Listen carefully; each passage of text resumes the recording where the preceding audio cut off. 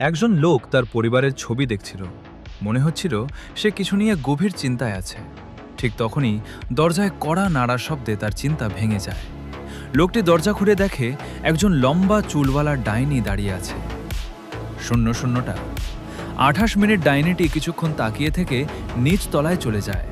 সেখানে সে অদ্ভুত এক চক্র আঁকে এবং মাঝখানে একটি কালো ভেড়ার মাথা উৎসর্গ হিসেবে রাখে। এরপর লোকটি নিজের স্ত্রীর কিছু চুল বের করে দেয়। ডাইনি মন্ত্র পড়ে সেই চুল গিলে ফেলে এবং নিজের চুল ছিঁড়ে লোকটিকে খেতে দেয়। এরপর ডাইনি নিজের হাত কেটে দেয়। এই ঘটনায় লোকটির স্ত্রী রেগে যায় এবং ডাইনিকে প্রতারক বলে গালি দেয়। ঠিক তখনই অদ্ভুত ঘটনা ঘটে।